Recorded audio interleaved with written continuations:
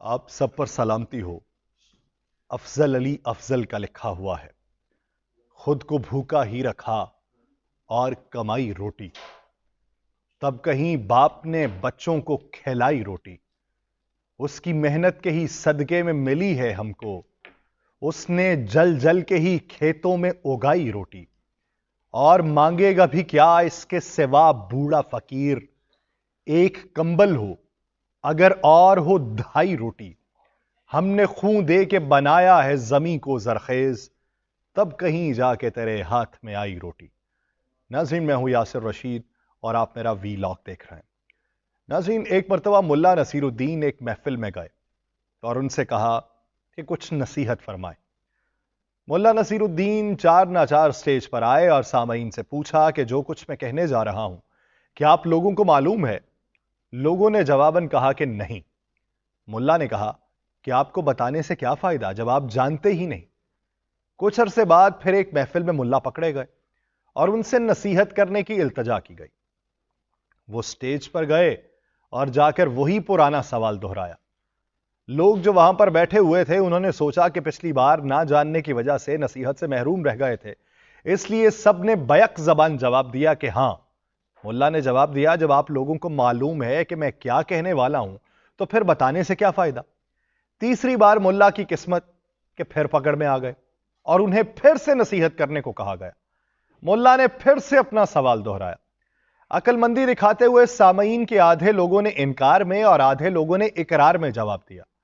ملا نے جواباً کہا کہ جن لوگوں کو معلوم ہے کہ میں کیا کہنے والا ہوں وہ ان لوگوں کو بتا دیں کہ جو نہیں جانتے، اور یہ کہہ کر وہ سٹیج سے اتر گئے۔ پاکستان کے اندر بھی سیاسی منظرنامے میں آپ کو یہی دکھائی دیتا ہے۔ اگر کریڈٹ لینے کی بات ہو، اگر 1.5 سال حکمرانی کا کوئی کریڈٹ لینا ہو تو ہر پارٹی لیتی ہے، لیکن وزن اٹھانا ہو اور بیڈ گورننس کے مظاہرے کا جواب دینا ہو تو ہر کوئی یہ کہتا ہے کہ اس سے پوچھ لیں جس کو معلوم ہے، ہمیں تو معلوم نہیں اور ہم ڈسکریڈٹ کے اندر نہیں آتے، ہم نے اپنی پوری کوشش کی تھی۔ اب جب الیکشن کے حوالے سے پاکستان کی اعلیٰ عدلیہ یہ کہہ چکی ہے کہ کوئی ابہام نہیں ہے تو کیوں لوگ تذبذب کا شکار ہوئے بیٹھے؟ الیکشن میں تاخیر کی ایک بڑی وجہ چیئرمین پی ٹی آئی کی مقبولیت کے فیکٹرز کا تاثر بھی سامنے آ رہا ہے۔ اس کی ایک وجہ حال ہی میں خیبر پختونخوا کے اندر پاکستان تحریک انصاف کے کنونشن سے پیدا ہونے والی صورتحال بھی ہو سکتی ہے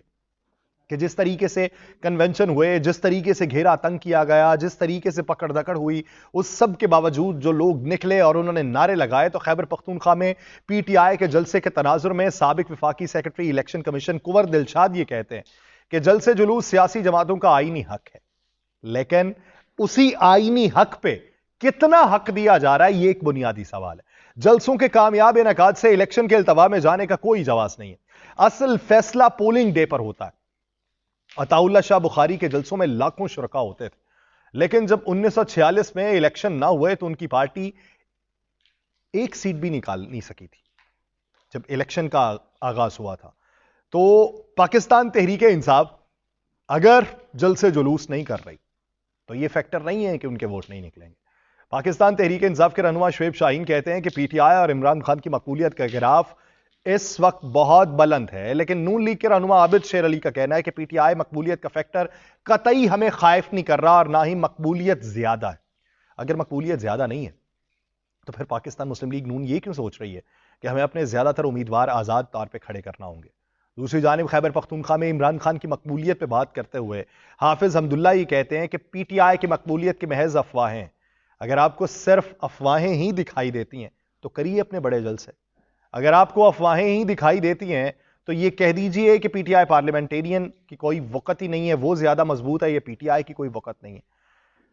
الیکشن میں شکوک و شبہات پیدا کرنے پہ چیف جسٹس آف پاکستان نے میڈیا اور دیگر پلیٹ فارم کو متنبع کر رکھا ہے کہ اگر کسی نے الیکشن کے اوپر کوئی شک و شبہ ظاہر کیا تو پھر اس سے سوال پوچھا جائے گا۔ اب اسی ضمن کے اندر الیکشن کمیشن آف پاکستان نے بھی مختلف ٹی وی چینلز پہ چلنے والی خبریں جو ہیں اس کے کچھ نکات منگوا لی ہیں، جو ٹکرز چلے ہیں وہ بھی منگوا لی ہیں کہ کس نے یہ باتیں پھیلائی ہیں اور کس چیز کی بنیاد کے اوپر پھیلائی۔ دوسری طرف قومی احتساب بیورو نے 190 ملین پاؤنڈ کیس میں عمران خان اور ان کی اہلیہ سمیت دیگر کے خلاف ریفرنس دائر کر دیا۔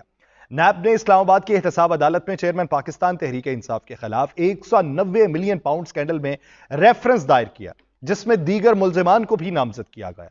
नैब रावलपिंडी की जानिब से दायर रेफरेंस में 8 मुल्जिमान के नाम शामिल हैं, जिनमें चेयरमैन पीटीआई इमरान खान है,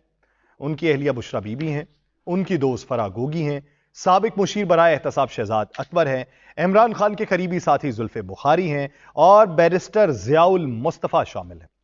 जो इस सारे अमल में कानूनी मुआवनत फराहम कर रहे थे। नैब के deputy prosecutor general Muzaffar Abbasi ने तफ्तीशी ऑफिसर मियां उमर नदीम के हमरा रेफरेंस दायर किया है, जिसकी एहतसाब अदालत के रजिस्ट्रार ऑफिस ने जांच पड़ताल शुरू कर दी है। अब ये रेफरेंस होता क्या है? रेफरेंस ये होता है कि जी हमने ये हकायक देख लिए और इसी हकायक की रोशनी के अंदर ये जो शख्स है ये हमारी नजर में मुजरिम हो सकता है, ये जो अभी मुल्जिम है, तो वो रेफरेंस दायर कर देते हैं। अडयाला जेल में कैद चेयरमैन पीटीआई इमरान खान को नैब ने इस केस में भी गिरफ्तार कर रखा है और वफाकी काबीना ने साइफर समेत दीगर करप्शन केसेस के जेल ट्रायल की मंजूरी दे रखी है। लेकिन नैब से एक सवाल बनता है, नैब से अब कोई क्यों नहीं पूछता जो कल तक ये बात कर रहे थे कि नैब पॉलिटिकल विक्टिमाइजेशन का शिकार होता और नैब जो है ये पॉलिटिकल विक्टिमाइजेशन के लिए आला कार साबित होता है। नैब ने जितने रेफरेंसेस बनाए थे वो झूठ की बुनियाद के ऊपर बनाए थे। जब नैब अपनी दरखास्तें वापस ले रहा था तो फिर क्यों नहीं कोई बोला, फिर कोई क्यों नहीं ये कहता कि ये केसेस भी जो है ये गलती की बुनियाद के ऊपर है, पॉलिटिकल विक्टिमाइजेशन में। लेकिन अब कुछ इशारे ऐसे मिल रहे हैं कि शायद खान साहब को वो बात समझ में आना शुरू हो गई जिसके बारे में उन्होंने